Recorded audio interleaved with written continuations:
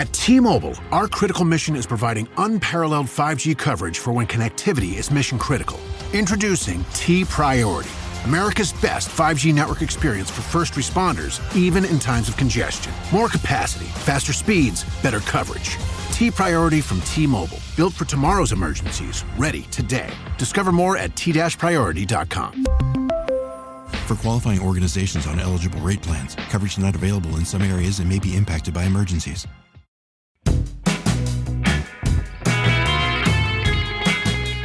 Welcome to another special edition of the Ankler Podcast. This is Sean McNulty of the Wake Up Newsletter here at the Ankler, and I'm joined again by Ankler CEO Janice Min. Janice, lovely to have you on yet another podcast. We're going to make this a regular thing, it feels like. Is this a habit? Like. Yeah? You feeling it? Okay. It's a coincidence. Yeah, it's a coincidence, not a habit. So Janice has another great podcast interview as part of her burgeoning Jeopardy category of former magazine business titans. Janice, who do we have for $600 this week? It is the one and only Tina Brown. Oh. I think a lot of our audience was probably once big fans of Tina Brown publications. You may know The New Yorker, Vanity Fair. Some would say those were the heydays of those publications. I know others would argue, but Tina was famous for the word buzz, bringing the word buzz into the marketplace. She wanted stories with buzz and that could catch on, whether it was incredible political stories or Demi Moore pregnant naked on the cover of a magazine. Oh, she yes. could sort of generate a lot of heat. And of course, Talk Magazine, her Venn diagram with Harvey Weinstein there. Ouch. Yes. So I will give a little tease here. In the interview, she talks about what she calls the biggest mistake of her career. And I think you just stated the answer. She's quite honest about it. But she also talks, probably like a lot of our audience, she talks about her election anxiety right now. Okay. What she watches at night. She's addicted to the polls, even though she knows she shouldn't be. She wrote an opinion piece after the Democratic National Convention about her own special needs son, who's 38 and grown now, and the cruelty that was part of the conversation around Gus Walz and his tears for his father, Tim Walz, at the convention. And she also goes into Meghan and Harry because Tina wrote this amazing book. People know she wrote about Princess Diana, but she also wrote a great book a few years ago, The Palace Papers. And she is pretty unsparing about Meghan. Yeah, no lacking for royals' opinions there. And we've also found an Apple TV and Plus enthusiast, Janice. Oh, my God. So when you ask people that question, what are you watching? Right. Tina is watching an Apple TV Plus show. And we don't get that often, but here we are. Got to say, not too surprised there, Janice. That seems about spot on for Apple TV Plus demo. But, yeah. She's the demo, right? High-end Manhattan demo. And then and it's sort of fun when I ask her if the internet didn't exist and she could have anyone on a fictitious magazine cover today, who would it be? And she gives two answers. So, also who her draft picks would be if she had to hire a magazine staff today. And Janice, you also looked at the Ankler and said, I want to be a part of the newsletter revolution, apparently. The headline I'm bearing here is that Tina Brown is now on Substack, and she has a newsletter called, aptly for these times, Fresh Hell. And we go into how one of the greatest legends in magazine editing has now found herself on Substack. All right, let's get to it. Here's Janice's interview with budding newsletter entrepreneur, Tina Brown. Hi, Tina. It's such a pleasure to talk to you. How are you? Hi, Janice. Hi. Good to talk to you too. Drinking tea like a proper Brit, I see. Absolutely. Come 4:00, nothing stops me. Nothing. I would be awake till midnight if I were doing that. So kudos to you. One of the things I've always admired about you is that, and this is a little bit of a lost art in editing, that you are a true polymath.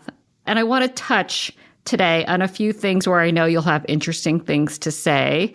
So I'm going to just set this up a little, that we're going to start with the election season, and then maybe, if we have time, end on Meghan and Harry. Spanning the full oeuvre of Tina Brown knowledge while we have you here. Okay, for starters, Tina Brown is on Substack now, which was announced in the New York Times this week.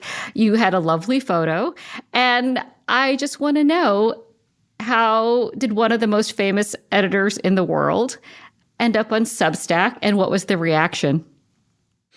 It's been a lovely reaction, actually. People have really, it's been a wonderful start. Lots and lots of subscribers, and it's a kind of a bit of a sort of addictive thing to see that graph kind of going up. Yes. It reminds me when I was at the Daily Beast, I was addicted to this thing we had called Chartbeat. Chartbeat, sounds so old-fashioned. evil, yes. And I remember the first time when we posted a piece and I saw it zooming up like having a fish on a hook, you know? So that was kind of, that's definitely going to be, it's really going to be an addictive thing for me because I'm obsessed with knowing that stuff. So I will be probably looking at it every 2 minutes. And I actually find myself reading the Substack columns more and more. A lot of the people I admire are writing for it. I think that, you always want to be in a community of talent that you feel an affinity for.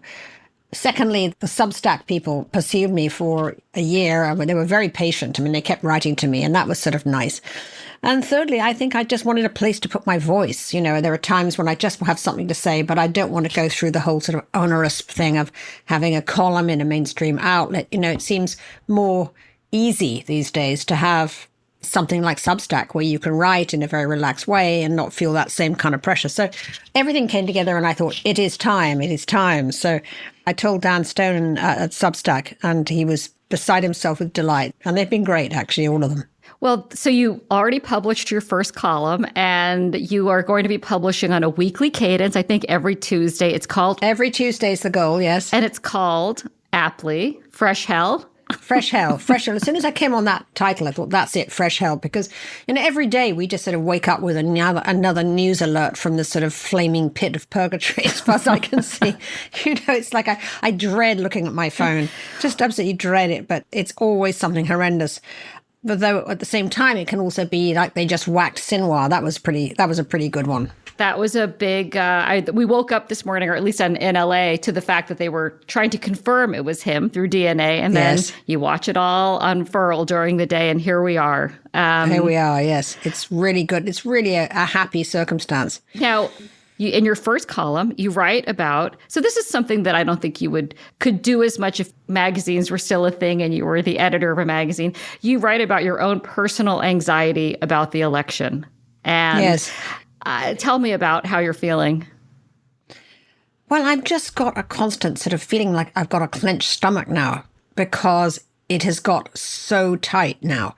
And somehow, I did slightly buy into the kind of the joy trajectory for a time, although I knew it was going to come down with a crash. But somehow now it's this tight. It really feels like it's in real peril. And so that's a very scary thing. And now I'm getting to get sort of friends writing to me saying, we have to make plans for if this happens. It's like, we must continue, we will be, we all have to kind of console ourselves and go forth and, all of this kind of crazy stuff, which people are saying to each other. Do you believe the polls? Unfortunately, I feel that Trump always underpolls, because people just don't like telling journalists that they're voting for Trump. I mean, I think that he's such a great communicator. I mean, I'm afraid he is. And what's fascinating to me is that people still feel, his fans still feel that he talks to me, his voice, he talks to me. They say that again and again. He has found a way to communicate that really makes people feel is authentic. And there's such a craving for authenticity, I think, in this world of utter fakeness.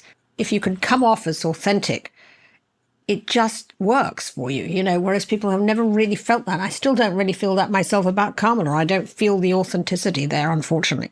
Oof. I wish I did. Well, so I want to ask you about this because I think you'll have really interesting insights about how media is playing, or at least the media you and I used to work in, how it's playing less and less of a role in influencing these campaigns. And I look at, for example, that whole incident with Trump dancing for 39 minutes on stage. and he's coming out and just saying the bar is very high, but even sort of crazier things about, I think today was something like January 6th was a beautiful day of love, or it doesn't move the needle. Doesn't move the needle at all. No. I mean, I was watching Trump and it was like a sort of happy, clappy sing-along in a senior home, wasn't it? It was when he was doing that. I felt like it was a memory care unit at a, yeah. like where you play old songs. There they all were. Yeah. He looked happy as a clam. Yes. What would we have thought like 20 years ago if we'd been presented with those images? We would have, God. If you said this person is going to be president and you'd watched this happy, clappy sing-along from this guy who is then saying that January the 6th was beautiful, you'd think, no. This is something from some kind of insane science fiction comedy. But here we are. Here we actually are, So what the rest of the world is thinking as they're watching this, I just don't know. Okay, well, you've covered the Democratic Party for a long time. What can they do about this? What haven't they done about this? Well, I think, James Carville said all the right things really on Sunday to Maureen Dowd when he talked about how they had to be far more aggressive, how they had to really sort of stop dodging the questions and scare the shit out of people, as he put it, just the same way that Trump does. It's much harder for a woman to be scary, though, I think. I know. Actually. I don't think it's fair to kind of blame everything on Kamala. I mean, I think she's doing her level best. I mean, she's as good a candidate as she would ever be. She really is. I mean, she's really had a pretty good couple of months. But, scary, intimidating and forceful, no, she's never going to be that. And I think there is a huge part of the electorate which is kind of tuned into feeling that the sort of patriarchal tough guy is still the image that they have in mind when they think of the word leader. And that's what we are, I'm afraid, facing with Trump. Why do we love... What's the appeal of the strong man right now? What happened to the whole, Martin Sheen, West Wing president? I think what happened is the chaos that we all live in now.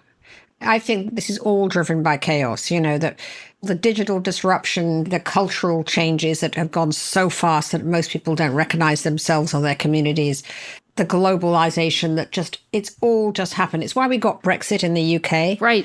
People just would say things like, I don't recognize my town anymore. I mean, we're going to get our sovereignty back. And I mean, what they really meant was, I want to stop the world. Let me get off. I want it to be calmed down. I want this crazy stuff to stop. I want it to be all calm again. And it's never going to be calm again. I mean, it will never be calm again now because of digital media, because of the absolute onslaught of misinformation, lies, craziness, wild people taking to the airways who would never have got on the airways before, spewing out this completely crazy stuff which people listen to and believe.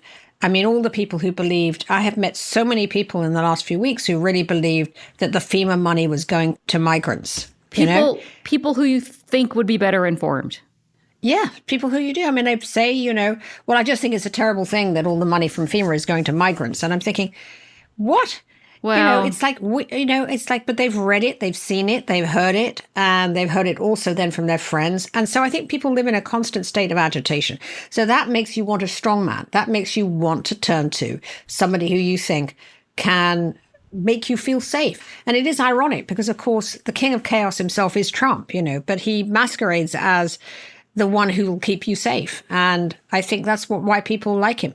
Well, Tina, you live in Manhattan and you probably know a lot of these very wealthy people on the Upper East Side, maybe in finance at a hedge fund, working for Wall Street, who are supporting Trump. And I know, shame on them. They only care about tax and mostly it's tax and race, basically, mostly with those people. It's really tax. I mean, they all go to Florida. These people who have their who disappear to Florida and then have these things which they pull out at dinner, which is their kind of their day counters. It's like, I can't stay tomorrow because I've had my days in Manhattan. I've got to go back to Florida. And you think you have like $2 billion, yes. And it's like you care so much about tax that you would rather be sitting, in Miami, completely deprived of, all the sort of cultural, intellectual ferment of New York City, so that you can pull out your day counter and say, I've got 2 more days before I'd have to pay any more taxes. I mean, to me, this is pitiful and shameful and ridiculous. And unfortunately, it's very much where we are. It is incredible that I think Trump opened up something that became okay to say out loud. Your sort of your most venal thoughts and greed, and you could articulate it without any blowback. Yeah, well, I do think that, and I think I say in my post about Elon Musk as well, is that, we've talked about the joy in Kamala's campaign, but there's also a certain amount of joy in people who are just sort of casting the mask to the winds. Yes. And are just saying, like Elon Musk, when he jumped on that stage, he was exuding reckless joy, really, at having to now sort of admitting wholeheartedly that he just sort of embraces Trump in all his darkness, is the truth. I mean, for him, he liked doing it. And he's got all kinds of business reasons to want Trump to succeed. I mean, the legislative, cages, in a sense, that he feels that he's in, and the laws that he wants to dodge, and the tax part of it all. And I mean, there's so many business reasons why he would just like to have Trump there. So now he's just sort of saying it, and he's putting all his heft behind it. And I think it's almost like they're coming out of the closet now, all of these rich people. I will wear my feelings and beliefs on my sleeve. No more, none of this, so-called woke stuff. I mean, all the code words they use to.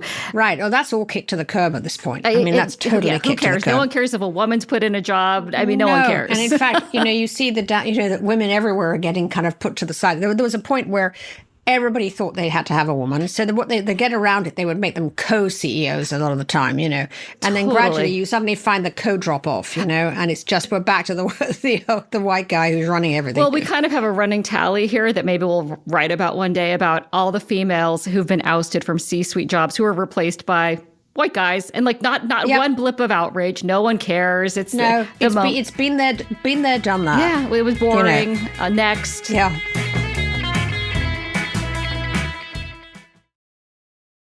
And we're back with Canva Presents Secret Sounds Work Edition. Caller, guess this sound.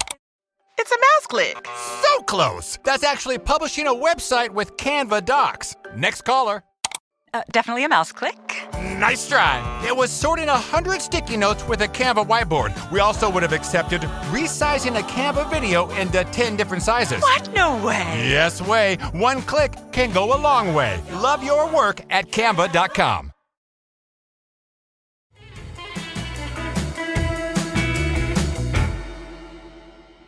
Now, okay, so about media, though, you were part of what I would call the monoculture back in the day. And you could put some... Let's call it dinosaur days. Okay, dinosaur. But Tina, it wasn't that long ago, right? And no, it wasn't. And so, you could put Demi Moore pregnant on the cover of Vanity Fair, and then people would talk about it for weeks. And you could set a news agenda for the Today Show, Good Morning America, the New York Times. It became a whole cultural moment. And that moment seems sort of gone. And when I think about Kamala Harris and the press she's doing, particularly this week, she did a Vogue cover that no one talked about and got no press. But everyone talked about appearing on the Call Her Daddy podcast, Charlemagne the God, her interview with him. She sounds like maybe she'll do Joe Rogan, had a fight with Bret Baier. How did mainstream media, these aren't journalists also. I'm going to just remind people of that. Fox News will tell you they're a journalist, that Bret Baier is a journalist. But Charlemagne and, the Call Her Daddy podcasts, these aren't journalists per se. You have a lot invested in this. I'll get to this in a bit, but your late husband, Harry Evans, you have made a whole institute supporting the legacy of investigative journalism. What happened? What happened is that, media collapsed for two reasons. Firstly, in the early 2000s, we in the media were incredibly supine because we let digital media come in and eat our lunch, take our content, not pay anything for it. And we all said, oh, how exciting, we're going to get all this lovely traffic, Well, we got a lot of traffic, except that they monetized it and we didn't, right? Yep. So then when we suddenly turned around and realized, wait a minute, they're totally eating our lunch. Our skeletons have been picked dry and we were firing everybody and laying everybody off. Then there is the conglomerates also who sort of bought into media and essentially never wanted to tackle anything that was going to be affecting their business in an adverse way. So they were very timid. I think one of the most disgusting things about media at the moment is just the horrible timidity that you see everywhere. The fact that nobody wants to offend anyone, between terror of a woke mob coming after you and terror of a corporate sort of, we've affected something will affect our business. Journalists are not allowed to be brave, which I find the worst thing. We keep seeing that. We saw that with the Tony DeCouple interview, on CBS. We saw it I mean, I have to say, I think Bret Baier did a decent job of being a kind of a real questioner to Kamala Harris, because everything else has been total puff pieces. Well, I think he served the audience, right? I think the audience also gets very lost in all these conversations. That they have a loyal audience that watches Fox almost exclusively, and he wanted her to answer the questions that he knows the audience has. I mean, granted, their thoughts are being fed to them by a diet of Fox News, nonetheless, right? Well, nonetheless, I mean, the fact is that he did press her about the border, and she has never really been properly pressed about it. Right. What's interesting is I think that one of the places that still has that kind of old-fashioned, you're not going to like this comparison, but old-fashioned Tina Brown influence on an audience is Fox News. Like, when you hear people talk about their support of Trump, they are on the talking points to a T. Totally. It's really astonishing. They are just simply, it's amazing. I mean, all the people that I talk to about who are Trump supporters, they are totally on the Fox talking points. And it's very interesting because, Tucker Carlson made the terrible mistake, I think, of thinking that he was bigger than the network. Right. Whenever people make that mistake, I mean, Rupert just sits there grinning because he knows that they will essentially vanish. So although Tucker's got enormous numbers for, his podcasts and the things he's doing, he doesn't he has none of that cultural influence that he had when he was on Fox, because Fox is really on in all of these homes. I mean, I walk into homes and Fox is on all day, and people watch it all day long. You know what's crazy to me, Tina? When I go to hotels or airport lounges of major airlines, Fox is on. Yeah. And it became mainstream in the last 6 years where you could have it on. Yes. No, it's true. And CNN managed to allow itself to get marginalized as the fringe network. And the ratings show that. It's true. It's now the mainstream network on every hotel. It's absolutely right. I've noticed it very much in hotels and airports. I mean, I'm such a news junkie, though. I still want I'm probably one of the 10 people who still watch cable news. I mean, I keep reading that the numbers are dwindling so much and all the people watching them are sort of half dead. Well, one of those people is me because, when I go to bed at night, the first thing I do is that I watch like an hour and a half of cable news before I switch to, Apple and watch, the disclaimer. But I always do my hour and a half of cable news. Do you find the punditry hard to take? The sort of incessant arguing? It bores me, honestly. What does terribly bore me is the revolving cast of these pundits who they've made contracts with, so they feel they have to use them. And there are times when I could just fire off a memo to them, say, here are 10 more interesting people on this topic than you've got, But they feel the need, because they've paid for them, to sort of bring in this roster of kind of deadhead, cable heads. Yeah, and it's sort of talk show people. It's a little bit like WWE, right? It's like they're paid to like stage fights and disagree, and it's really intellectually dull, but it's all we got, right? So I mean, I don't always want to sit and listen to an earnest podcast. I still, actually, I like Erin Burnett. Oh, good. How's okay, that? Yeah, I like Erin Burnett too. Okay, good. I think she's underappreciated. It's funny you say that, because I feel like when you hear all these so-called marquee names out of CNN getting bandied about, her name doesn't get mentioned as much. No. And she's been this lone woman. She's really smart. That's why. She's a very smart woman. I mean, she is very smart. You can tell she has some thoughtful intelligence there. Yes. She did wonderful reporting from Ukraine, too. It was almost as if a new Erin Burnett was born ever since she went to Ukraine. She was really good in Ukraine. Well, it probably feels good to get out in the field, right? Yes. Like, you're just reading off a prompter day in, day out. I mean, it has to be deadening to a journalist. Terribly deadening. I mean, I think that's why Anderson Cooper always thrives in these hurricanes. He can't wait to rush out there. I have to say, I was mesmerized. You were. I mean, I was like lying, being now alone. I'm no longer married. So, my husband is passed away. So I'm sort of on my own. So I sort of found myself hypnotized by CNN's hurricane coverage. I mean, Anderson Cooper was like, he was literally being buffeted like Mary Poppins. I really thought that he was going to take off with an umbrella and fly over the house. Totally. We were going to watch an incident happen on live TV. That's what it felt like. But that's occasionally live TV is exciting that way still, right? It was. I thought, there's something to this. I want to ask you wrote, it was sent to me by so many people. You wrote a column in the New York Times after the Democratic convention. And there was that moment where two different sides could have viewed it entirely differently when Gus Walz, the 15-year-old son of the vice presidential candidate, had a lovely, like, that's my dad moment, had tears in his eyes, and people cried that I know. And then he became an instant object of ridicule from Trump supporters. And you wrote, well, I'll let you talk about what you wrote about. Well, as soon as I saw Gus Walz, I felt the absolute sort of welling up sort of empathy of the mother of a kid like Gus Walz. I mean, my son has Asperger's. He's now 35.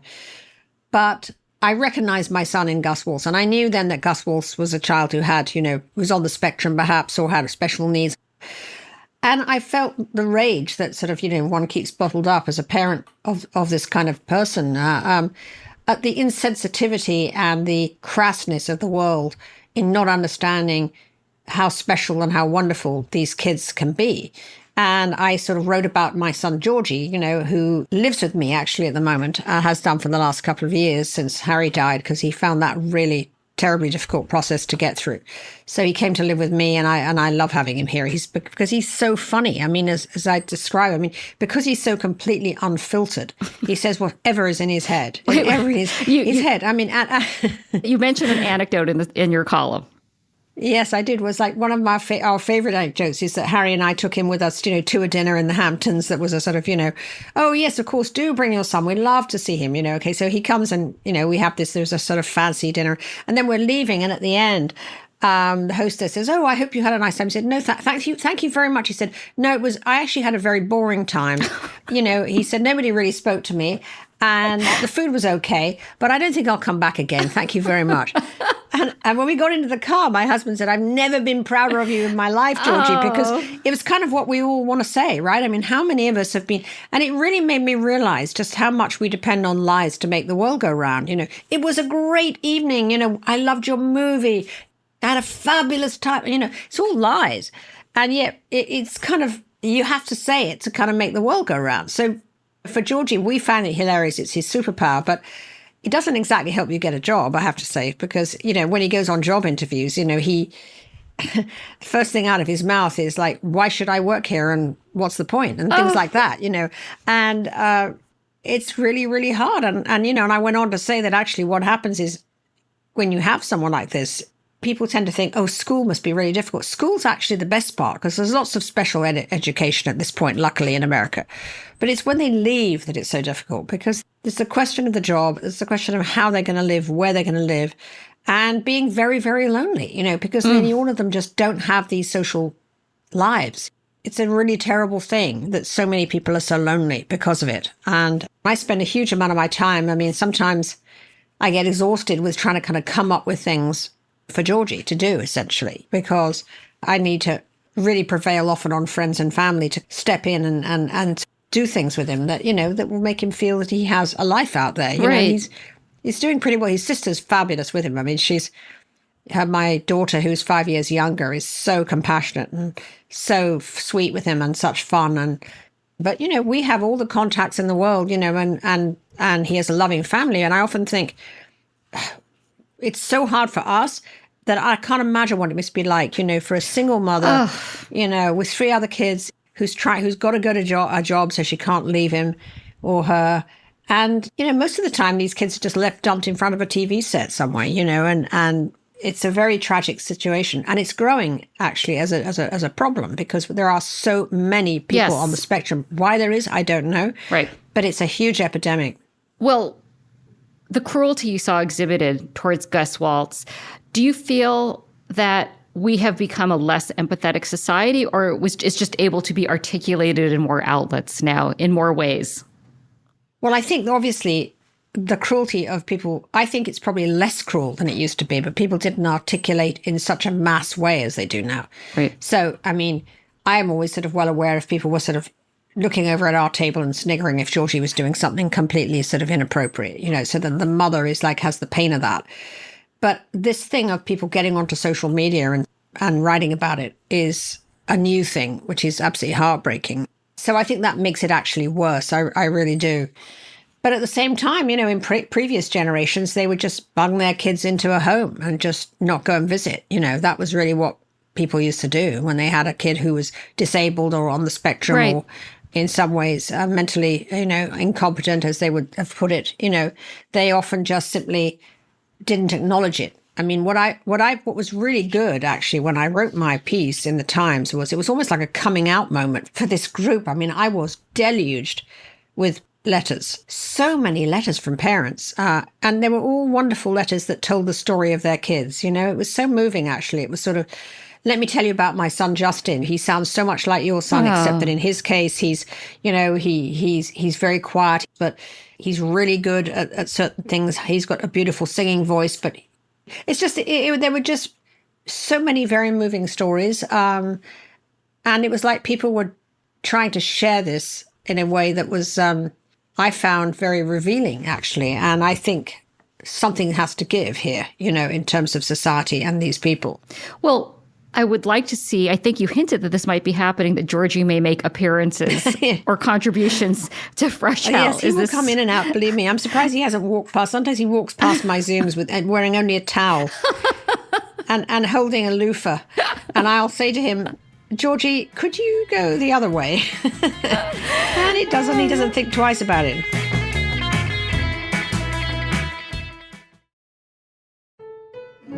At Rocket, we believe everyone deserves their shot at the American dream. So if you're feeling locked out of home ownership, we're here to give you back the keys. We're opening doors, breaking down walls, and doing everything we can to turn renters into owners. And we're not going to stop until we help everyone home. To find out more, visit rocket.com. Rocket, own the dream.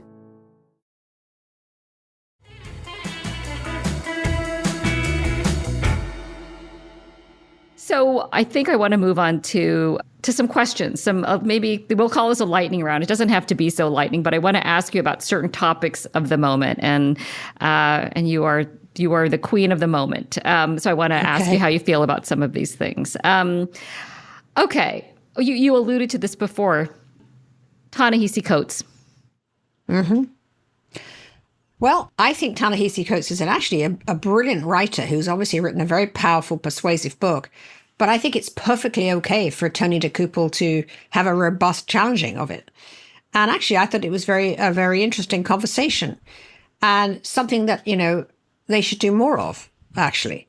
But I thought it was, I was not happy to see Tony, quote, schooled essentially by the network for doing that. Actually, I will say Tony used to work for me when I was at The Beast and Newsweek, and he's a brilliant writer, actually. I mean, Tony DeCouple is sort of wasted on morning television, is the truth, because he's a really good writer and reporter. He was born too pretty. Yeah, well, that was the thing. Yeah. He used to wear glasses in those days, but behind those glasses turned out to be this pulsing heartthrob. But he's a really good writer. I mean, he should, listen, if anything goes wrong, he needs to go back to writing big time, because he's very good. But it kind of reveals how you can't, every moment instantly becomes a lightning rod for polarization. So, yes. I mean, I guess cynically, if you're marketing Ta-Nehisi Coates' book, it's pretty great. You've owned the conversation. I thought it was great for everybody. I thought that actually Ta-Nehisi, he's a beautiful writer, actually. I mean, yes. I think for him, a regular morning show appearance became a big sort of press event. So he was probably thrilled. And I think Tony was finally acknowledged as a kind of a journalist, having just been a pretty boy, essentially, on that network. Yep. Okay, this is very broad, but you used to put a lot of the people who come from here on your covers and profile them. Hollywood, state of Hollywood. Mm-hmm. It seems very depressing, to be honest. I mean, I don't think Hollywood has the same glamour or charisma that it did have when stars could be made and minted, which they can't really be anymore. I mean, the truth is that the reason that there were these big stars like, Tom Cruise, who of course is still the great icon, perhaps the last movie star as we know it, is because there was that focus of attention. I mean, the movie would come out and they would be on a certain amount of major outlets. Everybody's eyes would be focused on that. They'd be in big screen. And so you could get that attention from the public. But now it's all so splintered that it's very hard to get the heft up for yourself that makes you a star. And so few of them now are bankable. That's kind of one of the issues. Well, it's all the same people you were booking on covers 20 years ago, right? Yes. No, the oldies are the ones who can still get a movie to open. And sometimes I look at them and I'm stunned. I saw a picture of Harrison Ford the other day. I thought, my God, I mean, he really is like 109. Yes. You know, but he's still up there. And poor Tom Cruise has to jump out of a plane and he's in his 60s to get any attention. Sure. On anything, absolutely. Right? But good for him, because he knows he still has to work for it. He's not stopped working for it. He is the last movie star of, I mean, he knows that he is, you know, an elected official, basically. He has to stay in office forever, and you have to work at that. Yes, he does. We're hanging on to him for dear life. But at the same time, I'm a streaming addict because I sort of I'm sort of done by like 6 o'clock. I'm like Joe Biden at this point. So, I mean, that's when I just like go into my streaming, I'm just such a TV nut. So I watch everything that's being streamed. What are you watching right now? I'm watching The Disclaimer, which I think is fabulous on Apple. Oh, I heard it's great. You and I are subscribers. What's so interesting about that is that Sacha Baron Cohen is such an interesting chameleon because he looks, I didn't even realize, I mean, I saw his name on the credits and I wasn't sure which part he was playing. And then I realized it was the sort of the anonymous bespectacled husband of Kate Blanchett. And, he's able to kind of totally invisibilize himself. And obviously it's brilliant because he's going to become obviously a much bigger character and you're going to see the real man that he is. I was thinking, well, the husband is like such a drip and it's him, And so we know he's not going to stay a drip for long because it's Sacha Baron Cohen, but he feels like a drip when you first meet him. Well, now I'm very excited. I keep meaning to start it, but then dinner, it's bedtime. Yeah, I'll get into that. Now, speaking of Hollywood, Harvey Weinstein. I know, sitting there in his pajamas. Oh, God, oh, God. Actually, what I was thinking the other day is like the 90s seem to be kind of on trial all around us, don't they? I mean, with Harvey, with P. Diddy, with the Menendez boys resurfacing. We're having this great sort of retrial of the 90s. And wait, just for people who don't know, you did a publication with Harvey Weinstein called Talk way back, before any of these allegations came out. Yes, indeed. Well, the Harvey that I went to work for had just done The English Patient. And had just, so he was the god of quality at that point. And in probably the dumbest career move of anybody's life, I left the New Yorker magazine to go into business with Harvey. It's so funny. Everybody, whenever I go and speak at kind of women's empowerment kind of conferences, which one ends up doing, as you know, from time to time, I can see that they're all crushed when I say that Harvey Weinstein didn't sexually harass me. I mean, they all want him to have sexually harassed me. He actually didn't sexually harass me, but he was very difficult in other ways, I have to say. So I completely understand how people could end up feeling very much afraid of him. It is pretty incredible to think of him sitting there in that prison and will probably die there, which is a very amazing end, really, to this life and the career. It's an amazing end. And also, he kind of has that same thing Trump has, which they both look unbelievably unwell, yet keep going. Yes, they do. It's like formaldehyde through the veins or something. Or something. They're quite Trumpian alike, actually. I mean, Harvey's manner of sort of wild untruths sort of whirling out of him at every minute, without a second thought of whether it's mendacious or not, is very Trump-like. There's quite a lot of similarities between them. That's for sure. Okay, let's talk about Meghan and Harry. The Palace Papers, I recall I read it and I wrote you an email and I said, this is the most entertaining book. I've never enjoyed anything so much. It was so good. It was the Crown on steroids in written form in more detail. I loved it so much. But Meghan and Harry, I'm so glad. Where are we with them now? Well, I think things have come around a bit full circle for Harry. I mean, in England, they're going to constantly make a career out of sort of trashing Harry. But actually, I think the thing about Harry is he's very, very good at being Prince Harry. Oh. And that's the tragedy of all of this, is that he is the most talented member of the royal family, without doubt, in terms of being a prince, which is all he does know how to do. He's really good. When he goes on these much mocked, foreign trips, for instance. I mean, he's just really good at it, though. I mean, he's charming, he's funny, he's sweet, he's authentic. Again, I mean, he has a real sense of being true and real. And he's really sort of flawless at it. So it's actually very sad that he can't go back to England and play that role, which is desperately needed, because now the monarchy is this skeleton of itself. I mean, it's so ironic that Prince Charles all those years talked about the, quote, slimmed down monarchy. You know? Well, it's been so bloody slimmed down now that it's like it's anorexic, and you basically got Charles, who's got cancer. You've got Kate, who's been through this terrible cancer bout herself and had to leave the stage for nearly a year.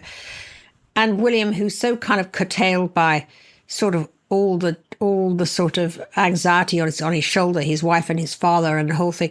They could use, a pretty upbeat, joyful ambassador to the world who would be Harry. Right. The problem is that they have a real problem of, what very much the same problem that I talked about with Princess Diana and Charles, which was known as the upstage problem. I mean, he does upstage William. There's no doubt about it, on the stage. And if you were a betting woman, does Harry remain in the U.S.? And will he be married to Meghan in 10 years? I think he's pretty much in the thrall of Meghan. Yes. The trouble with Meghan is that she has the worst judgment of anyone in the entire world. I mean, she's flawless about getting it all wrong. I mean, she just is a perfectionist really about it. She's a perfectionist about getting it all wrong. It's like every time I think, finally, when she got WME involved, her issue is that she doesn't listen to all these, but the reason they all leave is because she does not listen. She hires all these people, asks them their opinion, and then doesn't follow it. She does what she wants to do. And all of her ideas are total crap, unfortunately. And he, because he's so naive and sort of really unschooled in the ways of the world, I mean, honestly, being Prince Harry means that, I doubt if he ever booked a table in a restaurant. He's totally... the army was great for him, and he was extremely good and competent in there. That really helped turn him into a real person.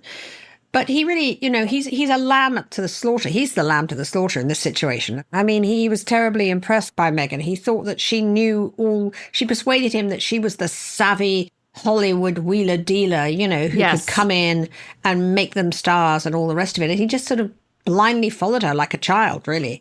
And unfortunately, she made every mistake in the book, and she's kind of run out of road, actually. I mean, I don't know where Meghan goes. Well, I think that Harry could still, as I say, make a comeback. He'll always be Prince Harry. He'll always be the grandson of the Queen and the son of Diana. You can't take that from him, whatever happens.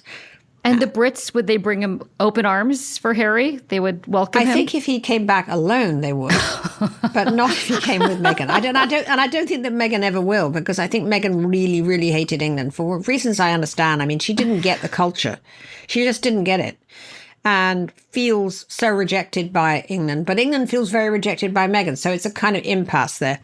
Unfortunately, I think that the hostility between Harry and William is such that I don't think that William will ever want Harry back. It's a bit like, George VI when he left for Mrs. Simpson, Wallis Simpson, and he married her and left and all that, abdicated.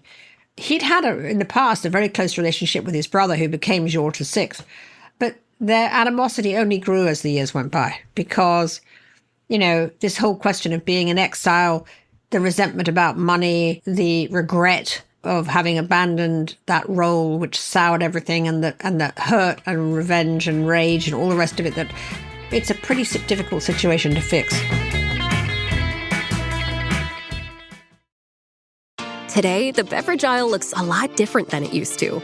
America's beverage companies are working together. We're delivering the options everyone wants. In fact, nearly 60% of beverages Americans buy have zero sugar. You'll find more variety than ever, including more of your favorites, now available with zero sugar. You'll also find more sizes and clear calorie information on the front of every can, bottle, and pack. We know when it comes to finding balance, the more choices, the better.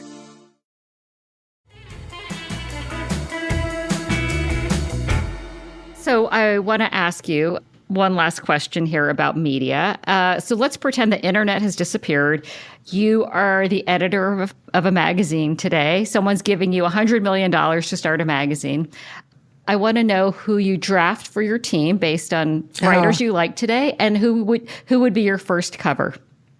Oh my gosh, there's so much talent out there.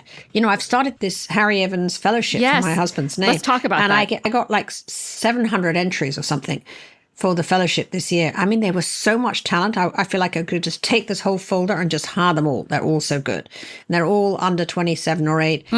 And they're brilliant young reporters. They're sitting there working on little non-profit dollars or small websites or whatever. And they're doing incredible work. So there is so much talent out there. I mean, to put on the cover, my God, I mean, changes all the time. I'm such a news junkie that, I mean, Sinwar just was, I would do a big Sinwar cover today if it was today. I'm driven by the news. So, I mean, to ask me what the cover would be, it would have to be. What if it were a celebrity publication, celebrity-driven cover? Well, I'd probably do the Menendez, actually, to rework, to really delve into what's true and what isn't, because I've watched it all now, the episodes plus the doc. And I remain feeling that there's giant holes in this narrative that I now want to really revisit. So I think, the whole of the collapse of the Eric Adams administration, is such an interesting and fabulous story. In the old days, like a Nick Pileggi would have done that, Yes. And I mean, you want your today's Nick Pileggi to dive into that story. And I think the scoop interview to get is of the female police chief who was only in there for a year and a half and quit. She saw it all, obviously. No one has interviewed her. And it's like you want to say, okay, what did you see with your own eyes, in that administration? So I think I'd like to see, political reporting that isn't what I call beltway reporting. I mean, it's one of the things I do like very much about Woodward's new book is that you really get a sense of these characters in a ways that you never do when you're reading magazines and newspapers. I mean, he's great, for instance, about Lloyd Austin, who I thought was just this big, a big morose guy covered in medals who, had this embarrassment with a prostate surgery about Poor guy, yes. Poor guy, And in the Woodward book, he just comes over as such a character, such a kind of sort of staunch, up front, no bullshit guy, that you end up sort of loving him, actually. So I want to get portraitists back into journalism. They're missing, we don't know who anybody really is. Well, there was a very good piece in the FT actually last week about Kamala Harris in San Francisco. It was the first really good piece I'd read on her. Well, I think no one's funding that kind of journalism. No one can walk into a place and say, I'd like to spend 3 months trying to get an interview with. No. And I think that when Woodward writes these books, what I also like about those books, and they're all so enjoyable, is that you feel the respect that the people in the office have to Bob Woodward and giving him the time and knowing it can all blow up in their face. I agree. Yeah. I know. He's as big as they are. But he really moves me because, he came to this dinner that I gave the other night as my fundraiser for Harry's foundation. And, he talked about how he always goes to houses and knocks on the door and talks to people when they're having dinner. He goes there, and that he still finds that going to people's homes, knocking on the door and trying to talk to them is the way to get the story. And the idea that here's this 81-year-old, celebrity journalist, if you like, who is doing what he calls this night work. I just found it very moving, because I think most journalists now sit at their screens. They don't go anywhere. I mean, the idea of most journalists today spending their evenings, their nights, instead of talking about work-life balance. Oh, no, Tina, they would go straight to HR about the assignment. Right. Well, exactly right. That's the point. I mean, he's just sitting there. He's still doing it at 81 when he's not assigning some intern to do it. I found it very moving. I thought, this is really what journalism is about. It's what my husband was about. It's like, it makes me very nostalgic for that work ethic. Well, let's talk about where you're devoting a lot of your energy in really keeping Harry's legacy alive, because it's, in some ways, I feel like, given everything we just talked about, it feels like it could be a fool's errand, but also feels more necessary than ever. So talk about that. Yeah, well, I when he died, I wanted to honor his legacy, and to do something. And fortunately for me, the great David Thompson, who is Thompson of Thomson Reuters, and he was his grandfather, Lord Thompson, was owner of the Sunday Times when my husband was its editor, and did a tremendously celebrated work in which he spent 10 years outing the whole company that had created the thalidomide drug. Yes. And had, poisoned all these babies and so on. And he pursued that campaign for years, and he got them compensation. He got a pardon for a guy who'd been on who'd had the death penalty. He did the story about Kim Philby, the spy. Mm-hmm. He was an amazing investigative journalist with his paper, the Sunday Times. And David Thompson really gave me a really generous bequest to get a foundation going. And the goal of it was to fund a yearly fellowship for a young investigative reporter who would then embed with Reuters' investigations department for a year, and also do a spell at Durham University, which was Harry's alma mater, and also do this annual convening called the Truth Tellers Summit, which I call the Truth Tellers Summit. It's the Truth Tellers, the Sir Harry Evans Investigative Journalism Summit. And we've done 2 in London, and they were so fantastic. I bring in really top journalists from all over the world to basically talk about how they got stories and what this profession means to them. And it's very, very inspiring. I mean, at the end of it, people just run out of there believing again in journalism. So I wanted to do that to kind of strengthen the bonds of journalism, remind people why journalism is so important to our democracies, to underpin our whole societies, and to realize the debt we owe to journalists who are so courageous. Tina, can I just read some of the topics, the panel names from the last summit you had? I mean, these are topics that people don't want to talk about or became unpopular. How do we know what's true? The battle to vanquish disinformation and restore trust in the media. Nobody wants to talk about that. Ghosts of Gaza, the journalists who would not let us look away. Everybody wants to look away. Locking up the truth about not just individual reporters, but media owners being imprisoned around the world. I mean, it's great stuff. I mean, it really was so powerful. You know, we've had some amazing things happen at them. I mean, at the first conference we had Woodward and Bernstein, who came to do the sort of finale. And we also had the brilliant journalists who were part of that Navalny movie, of course, that won the Oscar. The young woman who is the political right hand of Navalny, or rather, she ran his anti-corruption foundation. Her name's Maria Pevchek. And she came into Woodward and Bernstein and she asked me to introduce them. And she said, look, I have a message for them from Navalny. And I said, how could you possibly have that? And she said, well, his lawyer had gone to see Navalny and told him that Maria was coming to London and that the Woodward and Bernstein were going to be there. He was reading all the president's men in prison. And so he asked if he could send them a message. And he wrote in longhand on this exercise book, you know, a long letter to them saying how much he loved the book and how he was reading it in English so that it would take him longer because he only has 1 book a month. And the lawyer photographed the letter and sent it to Maria, and she brought her phone to them and said, look, you have a letter from Navalny. Oh, my God. And it was so incredibly moving. I mean, they were just gobsmacked, by it, actually. It was extraordinary. So, of course, they sent a letter back, you know, but he then tweeted about it. It was like, this is insane. This guy's in prison in Siberia or something. And this is all happening in the course of 2 or 3 days. And, of course, when he died, when he was murdered, I mean, we were just so gutted by it because, you know, of course, his diaries are kind of being published this week, I think. So, yeah, he's one of the great heroes of all time. I mean, I hope there is a movie about him as well as the doc, which I loved so much. I've seen the doc several times. Well, all right, I'm going to close this out and ask you a prediction, knowing we are 3 weeks out from the election when we're recording this. It's today, October 17th. I want to ask you where you're going to be watching election results. And do you have a sense of what's going to happen? Well, I've had various friends sort of say, come over and watch election results, but I have an awful feeling that these election results are not going to be known for weeks and weeks. Yes. You know, unfortunately, I think it's going to be a down to the wire, you know, cliffhanger that is going to be battled out in the swing states, you know, and there's going to be lawyers and there's going to be craziness. But I also think it could also be just a big win for Trump, I have to say. So, because I think there is the secret Trump vote that I fear very much.